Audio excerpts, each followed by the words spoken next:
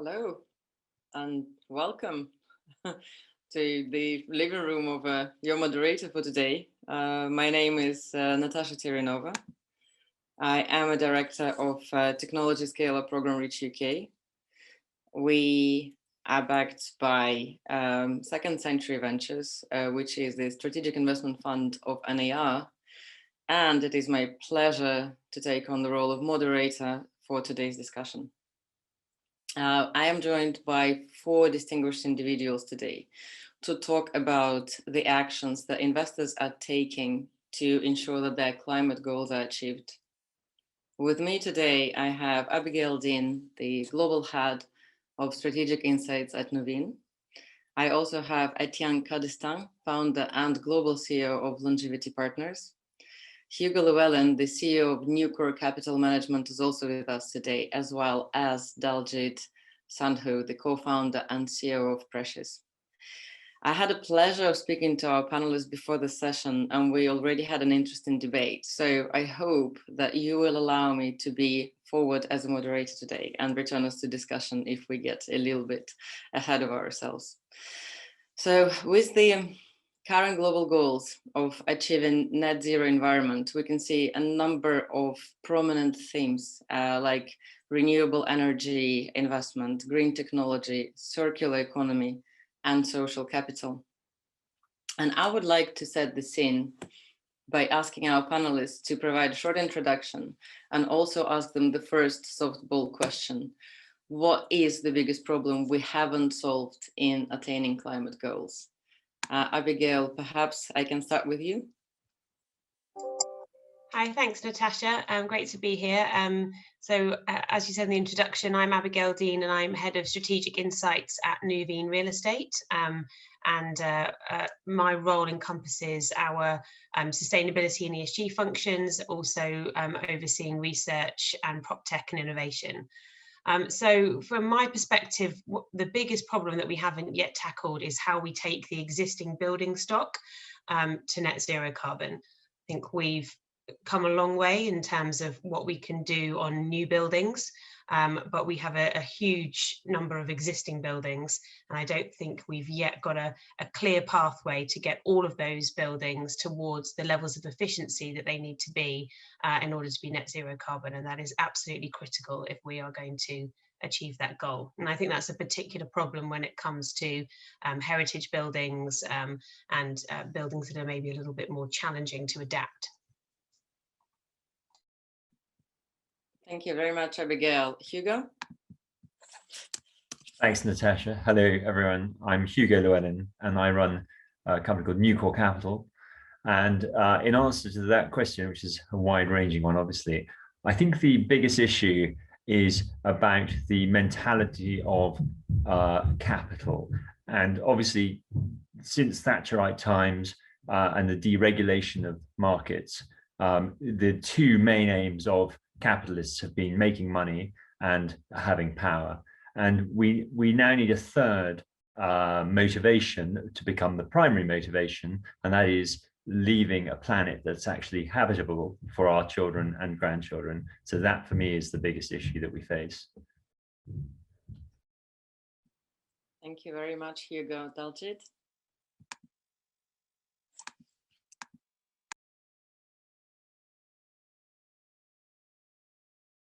I think we may miss Daljit, or the sound is missing. Hi, Natasha. Really sorry. I just joined. Would you mind repeating the question?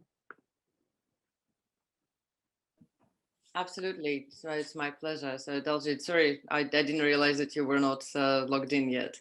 So I was just, we were just setting the scene, and I was asking the panelists to do the round of short introduction. I already said that you were on a panel with us, and if you could answer the first question on what is, in your view, the biggest problem we haven't solved in attaining climate goals? I guess from my perspective, I'm a financier in real estate. So from our perspective, we obviously look at that as being a key enabler for climate goals. They've got to be in the round. Every aspect has to be looked at, from the end user benefits, from the environmental impact itself. But from our perspective, I guess we look at the financiers being an enabler. Thank you very much, Aldred. If you also could introduce the company, the Presses Capital, a little bit, and potentially direction of your investment. So Presses Capital is actually a new venture. It started in January of this year. It's a joint venture between Towerbrook Capital and some former executives from a business called Urban Exposure PLC. We're specialists in the residential sector, and Towerbrook themselves are a B Corp. So we finance residential development for sale, residential for rent, student, co-living and later living projects, predominantly all across the UK. Thank you very much. And Etienne, last but not least. Oh, thank you very much. My name is Etienne Calestin. I'm the founder and CEO of Longevity Partners. We're a global ESG advisory business working in the real estate sector. We do everything that you can think about that is green for the built environment, except for the color of the paint, pretty much. So we've got a strategy team, we've got a building optimization team, we've got a net zero carbon team, we've got a renewable energy team. We support businesses with the transition to a low carbon economy, to make a safer, cleaner and more equal society. And we operate in 38 countries with offices in the US, presence in Japan, France, Netherlands, London, and also Germany.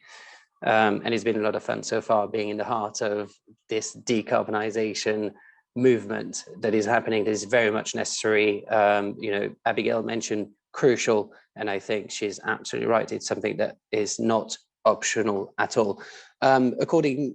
Just in relation to your question, what is the biggest problem that we haven't solved in tackling the climate goals? I think we haven't solved anything at the moment. When you think about it, America, who's emitted more carbon emissions than any other countries on Earth, has just rejoined the Paris Agreement. So first of all, being connected, there's been a big amount of commitments last week, and it's great and it's very encouraging. We need countries, nations, people to be behind this transition to a low carbon economy. It's a revolution the size of the Bronze Age. It's fascinating to be part of it. But the biggest problem that we haven't solved is basically getting together to agreeing and to delivering upon targets. And the climate crisis is not going to be delivered, in London or in New York or in the most developed nations. The biggest problem will be tackling climate change in rapidly growing economies and societies in Southeast Asia and Sub-Saharan Africa, where the countries have emitted the least but will suffer the most from climate change. So there's a lot to do, and I guess I really look forward to this debate around how the real estate sector can mobilize to actually lead by example and deliver on the climate goals sooner rather than later. Thank you very much. That was a very good start, and I think we set the scene really well. I'd like to actually pick on something that Hugo said about the social element, and how do we leave this planet habitable and fit for future? How do we future-proof? And I also know that Hugo also wrote quite a lot about the social capitalism model. So it would be really interesting if you could talk a little bit more on what does this mean and how is it different from responsible or impact investing? Thanks, Natasha. Yeah, I think it follows on from perhaps my answer to the first question, and about how I think almost everyone running companies nowadays has come up through the 90s and the early 2000s, pre-financial crisis, a absolutely sort of pure play money model in Western markets, and probably mirrored in India and China and so on, notwithstanding their politics. And we won't survive as a society, as an industry, and I think actually as individual corporates as well, if people don't move their model to what I term as social capital. There are lots of other names for it, and that is a refocusing of one's business purpose from making money to balancing the objectives and the needs of all of the stakeholders around a business. Now that's for everyone in the investment and the fund management property industry. Obviously it's one's investors and it's one's counterparties, it's one's staff, it's the community, so that we work in and provide the foundation of those communities through our property investment and development. And obviously it's the environment, the top of the agenda. And so we are a B corporation as well, as Daljit refers to as well. And that is an ethical business movement where you formally commit to your company or your LLP in our case to very positive ethical practices. You enshrine them in your constitution legally. So under UK companies law, UK companies really have a sole purpose of looking after their shareholders. And originally, naively, whenever they made up that rule, it was thought that would look after everyone else as well. Because if you look after everyone else, you'll look after your shareholders. But we've gone so far away from that now. Two financial crises really since probably the early beginnings of it, that we need to that everyone need, I think who is interested should refocus through a and there are lots of benchmarks out there, lots of kite marks and standards and GRESB and all these things. So B Corporation for us is a very clear external accreditation of looking after all your stakeholders. And I would recommend it to everyone, even though I'm giving away my competitive advantage, because it helps raise capital, helps you get deals, helps you attract and retain the best talent. And so I if anyone wants to talk to me about it, drop me an email after this. I'll be delighted to tell you why it's a good thing. That's very interesting. Thank you. Etienne, actually, you mentioned that Longevity Partners provides the full spectrum of ESG services. Does the B Corp is present, the concept of becoming the certified B Corp corporation? Yeah, we're actually taking a very large French real estate investment institution through the B Corp process at the moment. We're supporting them in the process, so we're making it happen. And because we have to walk the talk, we're indeed ourselves involved in the process. So I've got a team who's working on that at the moment.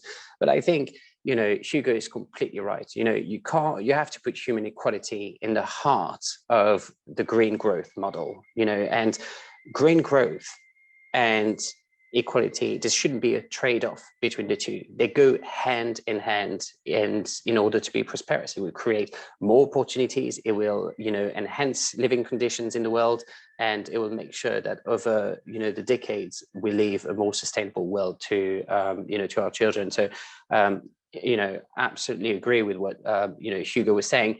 I think the new climate economy requires about 36 trillion to solve the climate crisis. We've seen that during the pandemic, there's been a lot of money printed out and a lot of sort of stimulus packages. Maybe not going all the way up to 36 trillion. Actually, I don't have the numbers in that are coming right now, but it is possible to mobilize that much capital to solve the climate crisis quite quickly. One of the key challenges will be the implementation on the ground, and that's something that's different. It takes a lot of education. For example, in some parts of the world, net zero carbon was perceived last year, and I know certainly from our sort of US customers as being quite extreme, when actually everybody knows that it has to happen. It's something that needs to be incorporated across businesses across every region. So I guess having a sort of level playing field when it comes to that would be very important. But I do think that in a rapidly growing urban population that will, by the way, double between now and 2050, it's crucial to think about doing good as opposed to just making money. But I guess that's what we do on a daily basis. We're sustainability advisors. We're trying to convert businesses to to do better and tackle their carbon emissions. Thank you. Well, I think personally, it does make me very happy because I keep saying and keep talking about the triple bottom line, and it's also makes me really happy to see that there's definitely a holistic outlook on the problems of the climate crisis, and it's not only about achieving net zero and the technology that helps us do this, but also there's a big social element. Abigail, with the Nuvin's Real Estate Tomorrow's World strategy, how does that fit into it? Do you incorporate the social element in that as well? Yeah, we absolutely do. So our Tomorrow's World strategy encompasses the megatrends that we see as having an impact on real estate value now and into the future. And broadly, we put those into 3 key areas, although they certainly all interconnect, and that is demographic change, and I would put the sort of social inequality piece in there, sustainability and climate change, and also technology and innovation. So those 3 really significant areas are having a real impact on the global economy and on people's lives. And we think they will have a significant role to play in the types of real estate that we're going to need in the future. So real estate that meets the needs of the population of tomorrow, real estate that is technology enabled and able to meet the needs of a different digital economy, and also real estate that is sustainable, net zero carbon, and resilient to the impacts of climate change as well. So that's what our Tomorrow's World strategy encompasses. Thank you. I'd actually like to ask a question to all of the panelists right now, and it may be a little bit controversial, but there's a lot of information about the carbon credits. I'd really like to hear what you think about whether it really solves the problem, or is it simply shuffling attention around the attribution for people to feel good about a meeting. So it'll be interesting to hear what you think.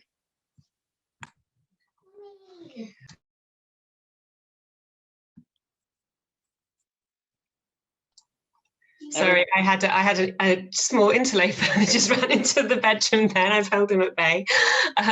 So I think in terms of carbon credits, I think they can be part of the solution.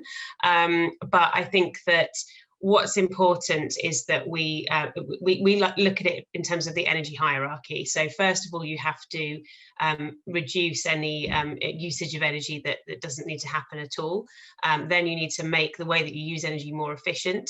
And actually that, especially for existing buildings, that probably takes care of about 30 to 50% of the energy needs of the building. So if you can make a building more efficient and stop using energy when you don't need to, then using renewable energy, and only at that point do you look at sort of carbon offsets, carbon credits. The other element where they can play a real role is when you're looking at construction. So we do, for your average ground up development, the amount of carbon, the amount of embodied carbon in that is equivalent to about 50 years of operation of a building. So it's a huge amount of carbon in its construction. So it's really important to reduce that down to as low as possible, and ideally to redevelop existing buildings rather than always developing from the ground up.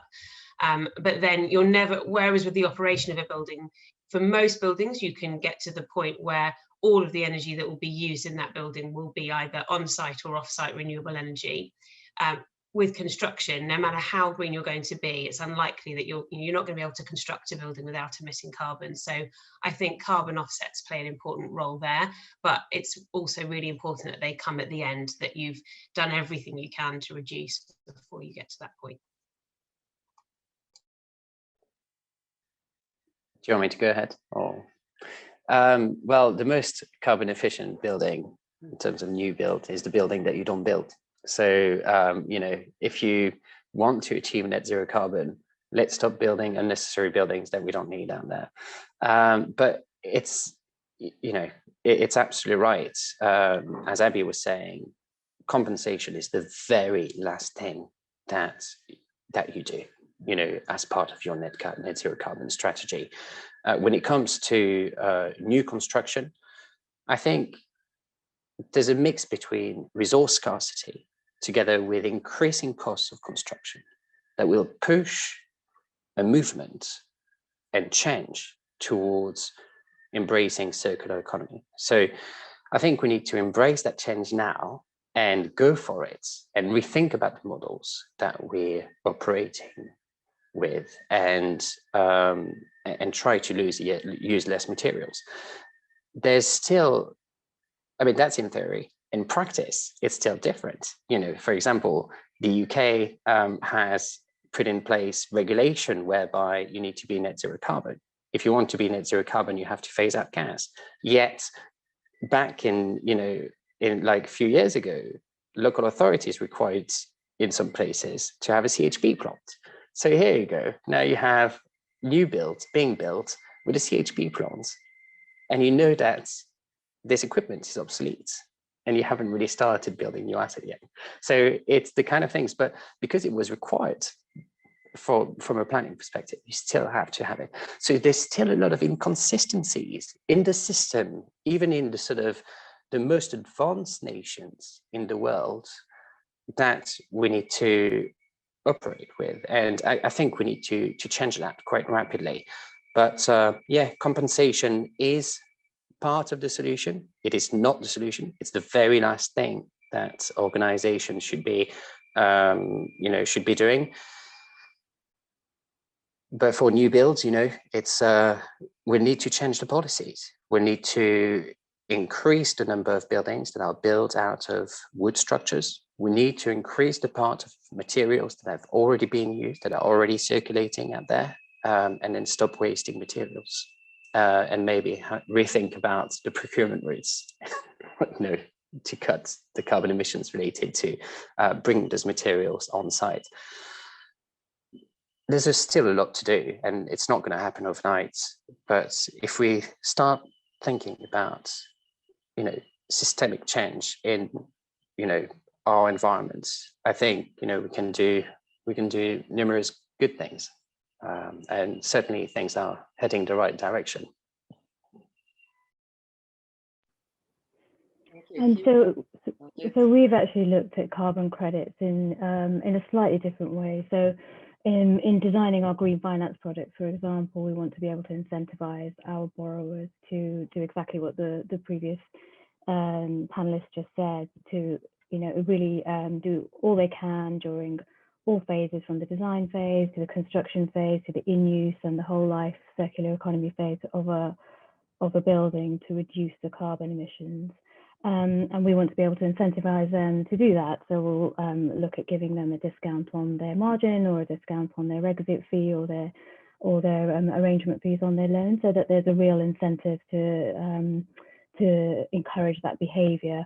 But our thoughts were, well, there will be those projects which don't actually achieve those standards. So what do we then do with that margin or that discount that we would have offered the borrower? And in that instance, we were thinking we could actually then use carbon credits as a way to still kind of have some environmental benefit from that discount, because I guess as a lender, we wouldn't want to be seen to be profiting from the bad behavior if we just kept that margin back and then didn't offer it, or didn't do some good with it.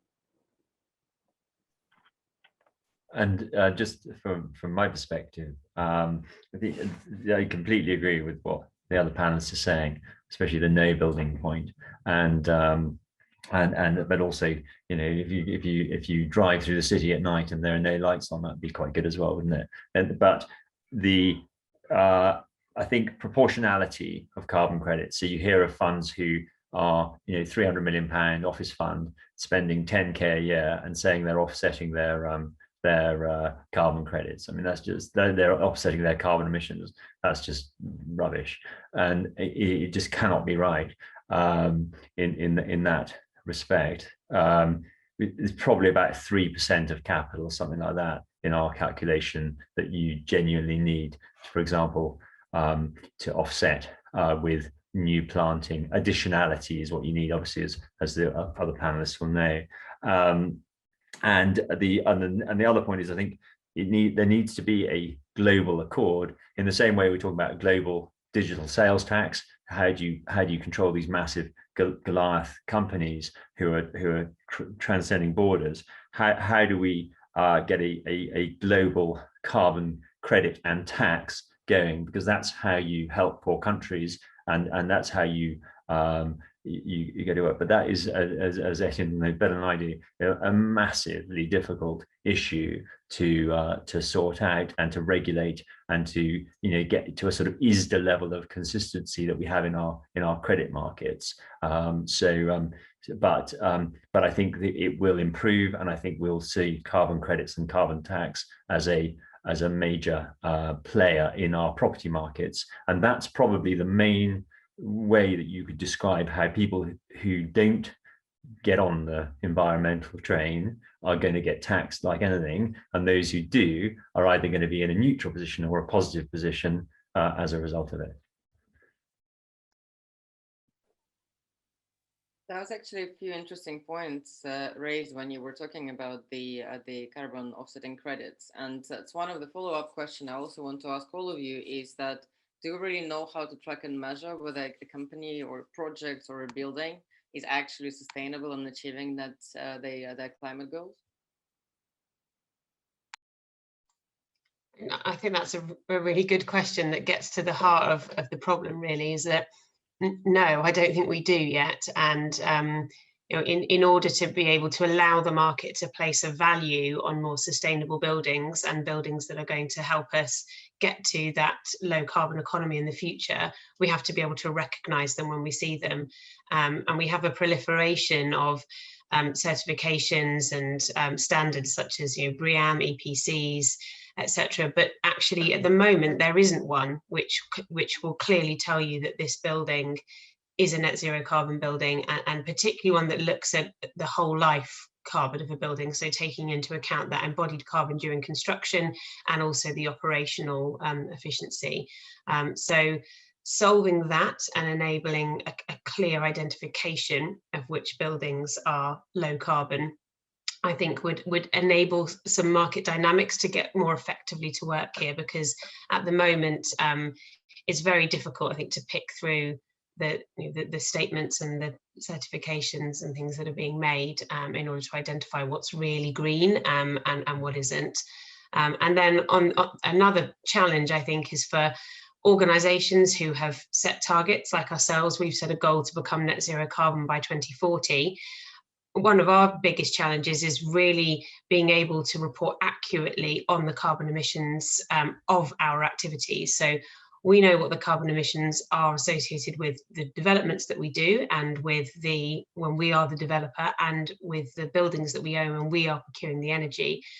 But that collectively accounts for probably less than a quarter of our carbon emissions. The rest is the sort of scope 3, as it's known, which is that coming from our supply chain, from our tenants. We're reliant there on we ask them for that information. Sometimes they give it to us, sometimes they don't. Being able to accurately verify that data and reliably get it is hugely problematic, and there aren't enough mechanisms and solutions out there to enable us to do that. So that's a real focus for us in the coming years, and it's one of the first key we have a 5-year program for our first milestones for getting towards our net zero carbon goal, and being able to accurately track that data is absolutely top of our list of what to do. Thank you, Abigail. I actually absolutely love the fact that you've joined Scope 3 emissions. I'm relatively new to the real estate market. I actually come from transport and technology background, and obviously, therefore, my place of work, Reach UK and Technology Scale-Up program. And it was always a question, the ethical question is how important and where the responsibility of organization lie in terms of reporting and tracking the Scope 3 emissions, because it is not from your direct operations.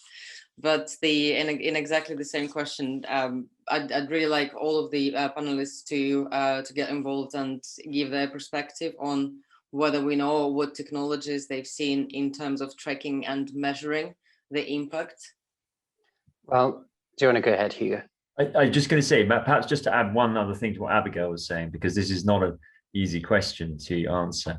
and I think everyone has to be very honest about the journey as well, because we're all starting from the same place. And I'll give you an example. So we had an oil storage depot on the edge of Cambridge, about an 1.5-acre site, and we ran that to the end of its lease, booted out the oil storage people, got planning permission for a care home for 65 beds, and that's now being built by Porthaven for a nice new care home. So that, on the face of it, looks like, positive social impact, getting rid of a horrible fossil fuel use, and aren't we all great? But actually, if I think about it more, the fossil fuel use is still needed. So heating oil still needs to be stored somewhere because everyone's using it. So our former tenant's gone off and built themselves another oil storage depot somewhere else. And then we're now, we've enabled a care home operator providing a need for old people, obviously, but to go and build a new care home with lots of concrete. So I'm not sure that we've done anything very good there, but I mean, it's legal, and it's a decent financial investment, and it does have positive social impact, but I think our environmental impact is poor.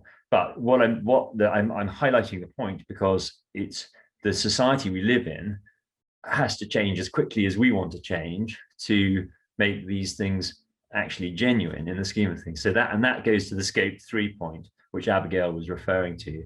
So we've got it all. I mean, it's so difficult to, your tenants are on a lease and within the law and their sort of morality, they can do what they like, and the use class on your lease. So it needs societal change as well to help building owners change. But it's a tricky question, and I'm going to hand over to Etienne on the subject of measurement, because he's going to we do it, but you're going to be much better to talk about it than me.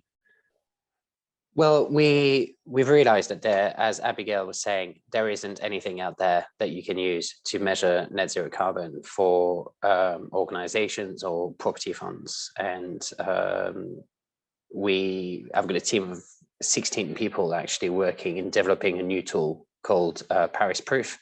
And the idea is to launch it by the COPE, which will be entirely dedicated to avoid greenwashing around net zero carbon for organizations, where the actual model and path to net zero carbon will be audited, verified, and make sure that it meets the energy hierarchy, that organizations are not just saying, oh yes, we're net zero carbon, we've offsetted everything last year type of thing. And there would be, I mean, I don't really know what it's going to look like, but we're working towards it, because the market, it doesn't exist out there, and it's needed. It's needed rapidly, and it needs to be used, at scale, to make sure that there's no greenwashing around the net zero carbon, because sometimes it could be a bit misleading.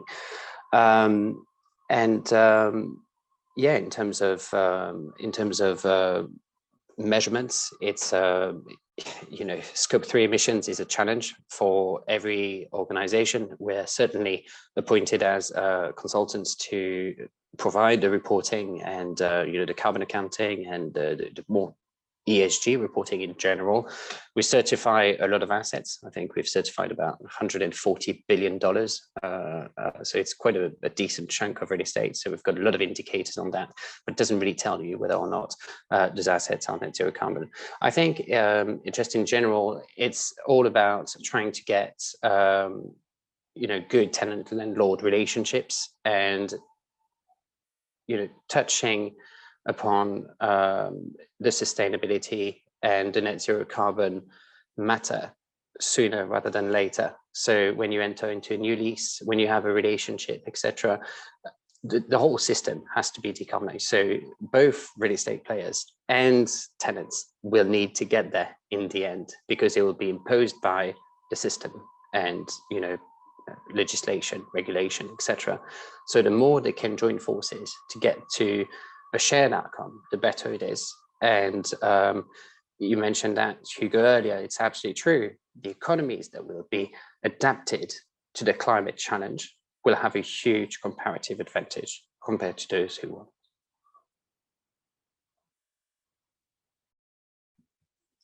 Absolutely, thank you. Thanks very much, Dolce. Did you want to add anything to the discussion? Yeah, I was going to say the only tool I've seen in use is, or tools, should I say, really focus around commercial buildings and the retrofitting of them and the efficiencies that can be found. So you see Lloyds Bank has developed their own digital tool. Obviously, people use digital twins to try and see before they make the capital expenditure what benefits they can hope to see. But it's a big issue for us as well as a lender. Obviously, again, completely agree with trying to find the most relevant certifications that you want to first of all impose on your borrowers in order for them to get your green finance products. Then it's the ongoing monitoring and assessment as to whether they've achieved that. And then actually at the end of the construction phase, you actually need to go back and do a carbon assessment at the end, perhaps using the UK GBC framework to see if it actually did achieve those benefits in use, perhaps 6 months after the project's been built. So there's lots of different phases, and I feel like the industry, certainly, some of the professional advisors that we use also actually need to be upskilled somewhat in order to be able to help us as a lender put together those frameworks, monitor, and then report against those frameworks. One other point to add is I think we will see, as Etienne's business is getting into as well, but I think you'll see the likes of the Jones Langs and the Knight Franks coming up with valuation departments who are doing environmental assessment evaluations, and it's, I know in those businesses a huge part of their future business plans. So that, as a bank looks for a financial valuation on it, on the portfolio of its borrower, I think we'll quite soon see a sort of carbon assessment or some sort of environmental valuation sort of front and center. Daljit, would that be fair, do you think? Yeah, absolutely. In fact, JLL just released a report last week entitled exactly that, looking at trying to put together a methodology for actually looking at buildings that have got enhanced sustainability credentials, have got net zero. How do you value them? Because there has to be a premium for a building that's been future-proofed in some regard. We've just been talking about regulation coming in to force some of these standards, and in any case, the occupiers are going to be demanding certain features and efficiencies in terms of energy consumption and occupier benefits, in terms of green amenities or other things. So there could be obviously a premium, and then there could be very rapid depreciation of buildings that suddenly don't meet new regulatory requirements. So all valuers will need to be looking at this very closely, because it doesn't seem so far off in the distant future now if you're looking at operational real estate assets. Yeah, absolutely. I mean, imagine if by 2050 your asset is valued based on its carbon output. Yeah, that's where we're heading. Yeah, the question is how we're going to solve it. And there's so many interesting points you've touched upon. Abigail at the very beginning of discussion said that one of the biggest problems is the existing housing stock, and having read that I know that UK housing stock is recognized by as the least energy efficient in terms of heat efficiency. I mean, have you seen the next big idea how to solve this? Where do we start?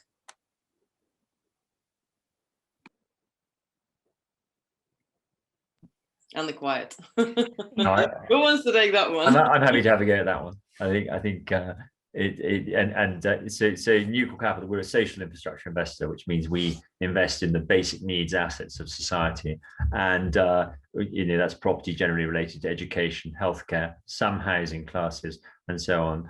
But and more and more we see this whole area of environmental infrastructure as a subset of what we do, and that might be things like hydrogen storage, certainly enabling alternative energy uses and things like that. And then one potential strategy is also retrofitting residential, and it's probably starting at social and affordable housing, because those are the poorest quality built houses. But we have seen examples of retrofits. There's one good one in Chris Goodall's book, What We Need to Do Now, in Nottingham, where they an RP, a social housing company, retrofitted their housing stock and the cost of it, as opposed to the savings from utility uses by their tenants, which they were subsidizing to some extent, was giving them a sort of 8 to 10% return on that. So there is a property strategy of buying up that sort of housing, doing that retrofit, winning big time on the environmental side of it and the social side of it, because you've got warmer, more livable in houses, and delivering a core plus financial return, maybe slightly below what you look for a refurbishment strategy, but not far off it. And that's very good news. So it doesn't take much carbon credit or taxing something that's not doing that to get you to a market return. So I think that we'll see a fair amount of that, driven by the lower cost and the affordable and the social housing companies to start with. They've got grants coming in from government as well, so that's not too difficult to turn that tap towards environmental as well, and that would be very good news. I think that in terms of the technologies that you need to deploy to do it, whilst there are clearly, and I think the range of ages of the housing stock in the UK presents a real challenge, with some of that older stock without cavity walls and older systems being particularly difficult. But I think that the technology itself isn't necessarily the problem. I think we know, and this is the same with commercial buildings, we know what to do to turn them into net zero carbon. The challenge is the ownership of housing across the UK. I completely agree with Hugo that starting with affordable housing that's owned by social housing providers is the right place to start, because you have that centralised ownership. But once you get out to homes that are owned across the UK, being able to mobilise and retrofit that huge amount of housing that's owned by so many different individuals, that presents real challenges and needs a sort of systematic approach how to do that, and getting the right kind of grant or incentive program going from government, I think, will be absolutely critical there. So, and building it properly into planning and building regulations, and making it a requirement of leasing, all of those things we need a really concerted approach there. Yeah, I think you're right, Abby. The ownership structure is key here. I would say, freeholders may have a larger role to play when it comes to boosting energy efficiency in this country for residential.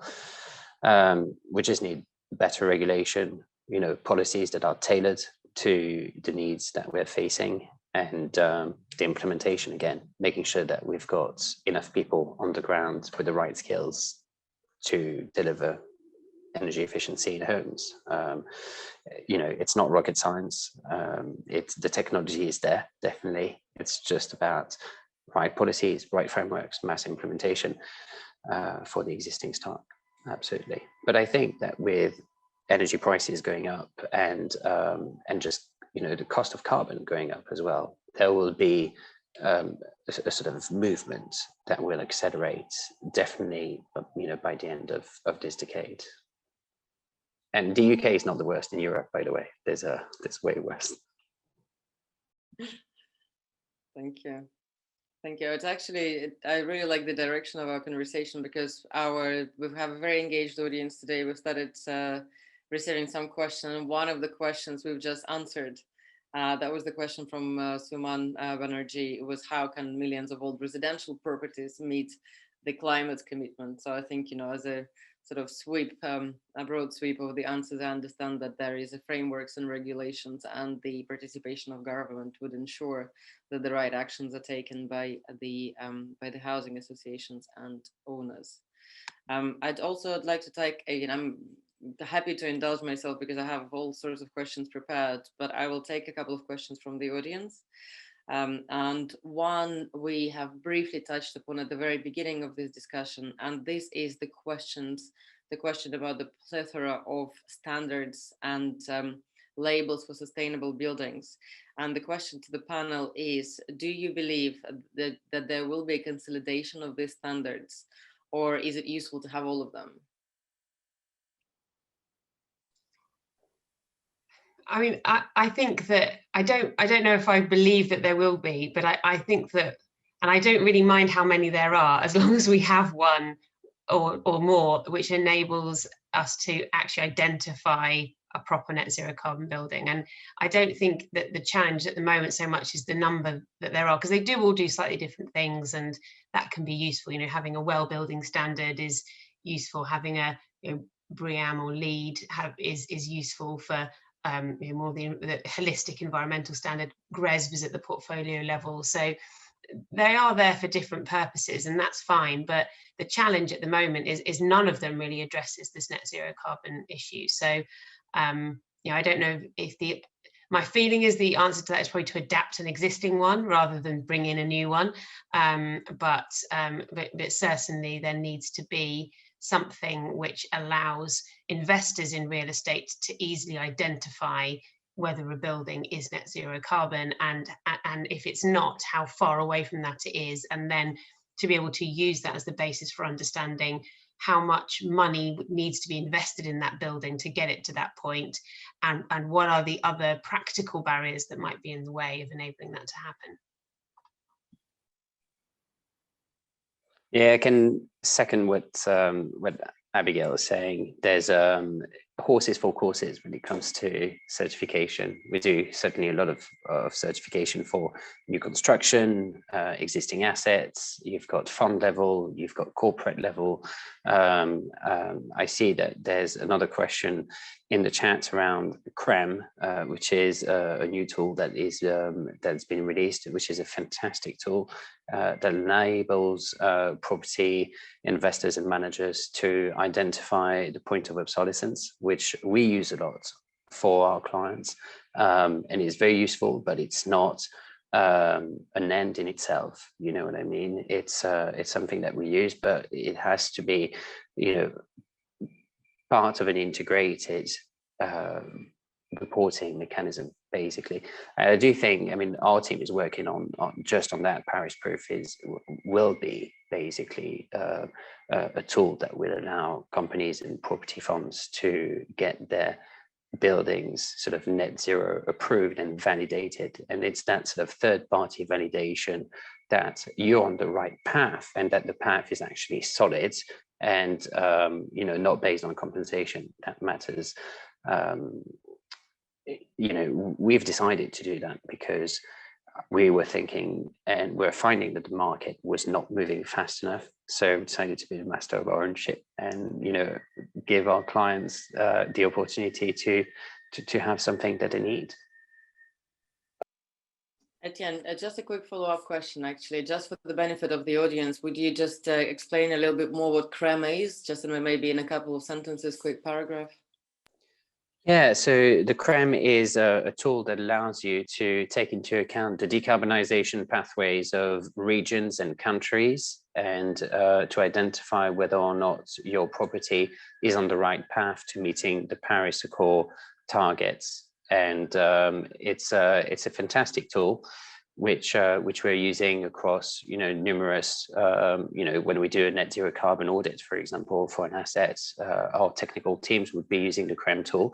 The problem with the CREM tool, it's not available for every region. It's a European funded project. It started in in Europe.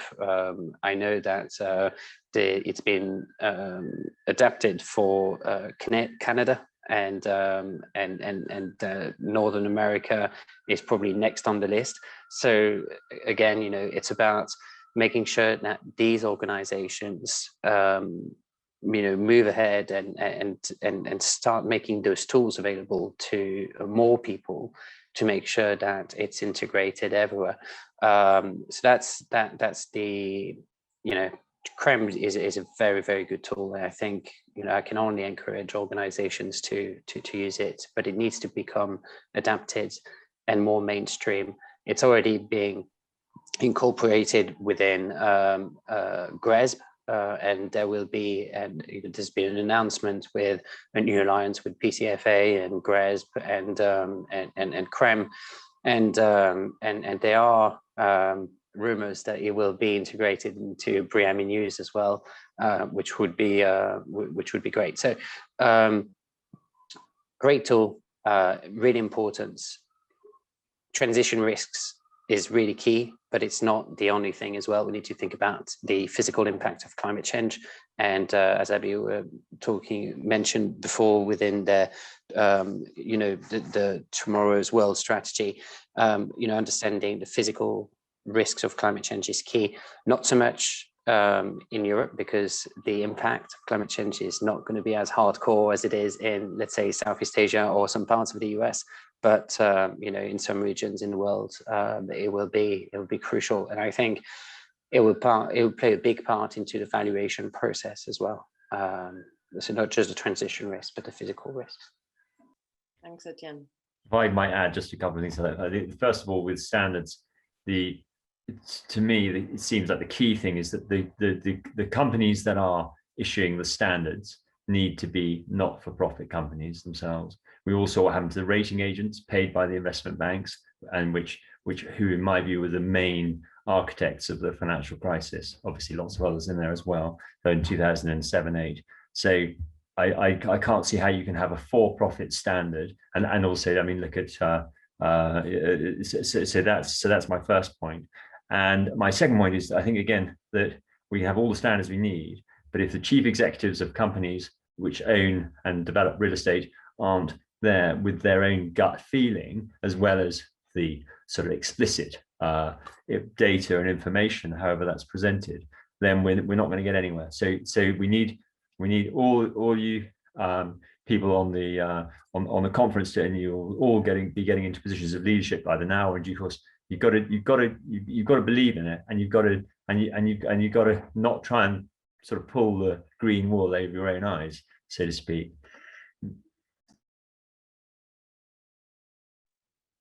Thank you. So I'll take another question from the audience. It's in our chat. So the question is coming from Michael Batelka, and he says that with most public traded companies trying to maximize profits for its shareholders within a span of 30 years, and the government's been too inefficient or bureaucratic to create swift change, what fundamental mindset would you give aspiring architects and businesses in order to actually want to reduce their carbon footprint in exchange for reduced midterm profits and achieving this goal by not just greenwashing their investments? For the ease of you guys, the question is in the Q&A as well, because it's a rather long one. So what do you think, what is the fundamental shift in the mindset that is required? And I think there was a lot said today about the social component of the way we do things and approach things, and looking at the multiple stakeholders. I would probably take a liberty of rephrasing that a little bit and to sort of simplify that. So if you would to give a single piece of advice around sustainability to a colleague who is running assets, what would you tell them? It's not an option. Go for it. Embrace it, or you die. Yeah, I think anybody who's not looking at this very seriously now is at serious risk of having obsolete assets in a few years' time, which will cost them more in the long run in capex, because they'll be forced to then be retrofitting to achieve new regulatory requirements. Yeah, I mean, I think that making profit within a 30-year time horizon is absolutely aligned with fundamental addressing of climate risk. And I think that any business that isn't looking at that as a central part of their strategy is going to suffer in the next 30 years. We are going to, the World Green Building Council has said that every building needs to be net zero carbon by 2050. I think collectively the governments of Europe are mobilizing behind that transition to the low carbon economy. So that means that buildings that aren't able to get there will start to lose value and will become obsolescent. So there's a huge amount of obsolescence risk potentially building up there. And investors are certainly, I think, really changing in their focus on this and are making a meaningful commitment towards it. So I think that, for the kind of architect in the example, I think if you're getting behind this, the investors are genuinely wanting to back it and wanting to invest in it, and those buildings will be worth more money. I think, as well, as Etienne mentioned, the physical impacts of climate change, rightly so, slightly less so in Europe and more in maybe some parts of the US and Asia. that they will have a really meaningful impact on real estate value as well. So we also have to look at how to protect existing buildings from those impacts, as well as how to move buildings to be net zero carbon. And the final comment is, if you are an architect or a capital manager or an advisor to capital, and you're looking at your career for the next 25 years, how exciting that when you come to the end of your career, in about 50 years, you might be able to say, I was part of saving the world, and the planet still exists. Because I mean, how much more exciting a career development path is that than, oh, I got 3 yachts and a house in Geneva or something. So that's my point. You must know some different architects to me, Hugo. That's fair point. I think as well, a few of us have kind of touched on it in some of our answers, but there is a real skills gap still in the industry around this area. And we have a huge opportunity, I think, as the UK, but also globally, to make this recovery post-pandemic a green recovery. And there is a huge potential to invest in the skills and the investment that is needed to transform the urban fabric to make it low carbon. And also, obviously, it's wider than that, with renewable energy and other forms of infrastructure. But focusing specifically on buildings for today, I think there is a huge economic opportunity there to transform our real estate, and that's something that is really exciting and presents huge business potential. I think also, don't forget the demand side pull for this. Consumers, occupiers are demanding it, whether it's a rental commercial building or a residential for sale building. The data is now emerging to show that there is a green premium. The void rates in commercial buildings, for example, could be lower. Not quite so much evidence for residential as to whether the GDV improves for green buildings, but I'm sure that will emerge sooner or later. So again, there is the penalty of a depreciating asset, but there's also obviously the bonus and the benefits of the demand side. Natasha, one other thing is also to follow on from Daljit. One of the things which it's easy to forget when you're looking at sort of massive sort of central London offices and the rest of it, is that there is this very difficult relationship between the environment and society in general. And I think Etienne was referring to it at the beginning, the poor elements of society can't afford to buy organic high-end food to ensure that they're using alternative energy sources rather than cheap coal and gas, and not so much in the UK but around the world. Look at Madagascar. The locals there are just chopping down all their trees for charcoal because they need fuel for the fire and for heating and for feeding food and for themselves.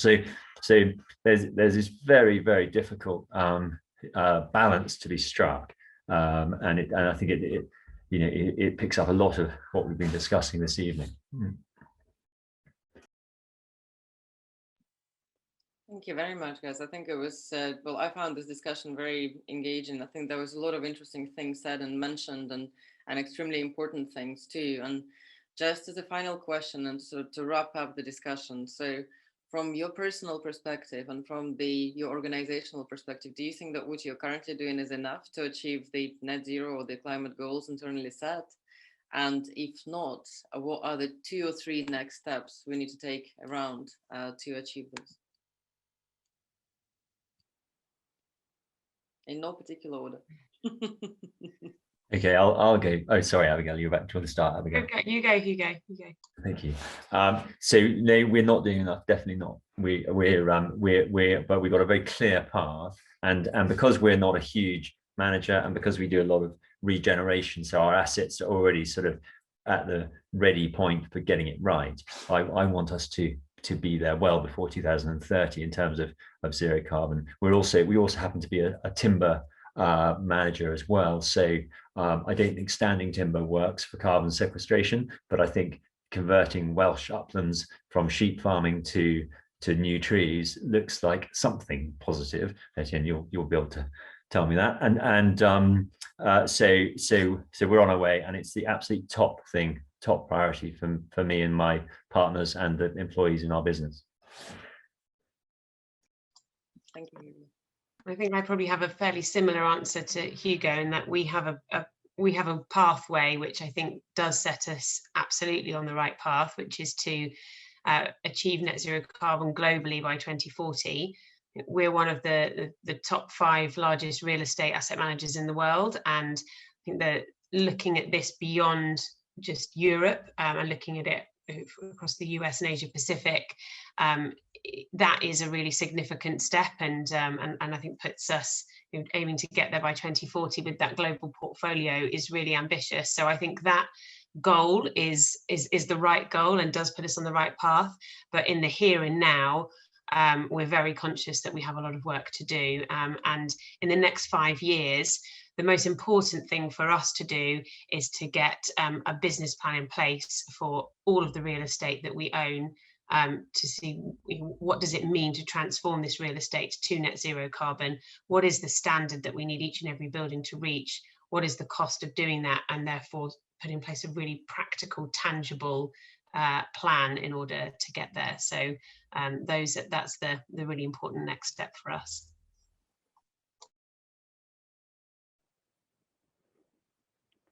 Very similar for us as well. I mean, we're brand new, so it's great that we've actually put this front and center of our strategy and business plan going, you know, right from the get-go. It's, you know, top of the agenda at board level, and from our external investor as well. But, you know, we're still in a design phase at the moment. We still need to design green finance products, kind of really implement an infrastructure to measure social value in our products.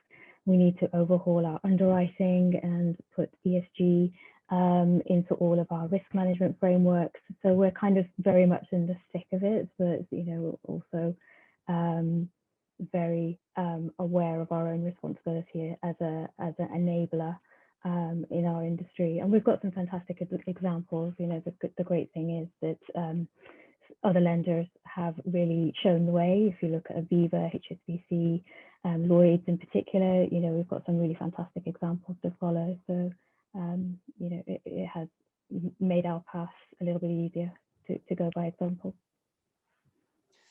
And for us, well, we do everything that we can. You know, I set up Longevity in 2015, and you know, we've been doubling every year since inception. I think at the beginning of last year, we were at about 24 people. In a couple of months, we'll be about 80.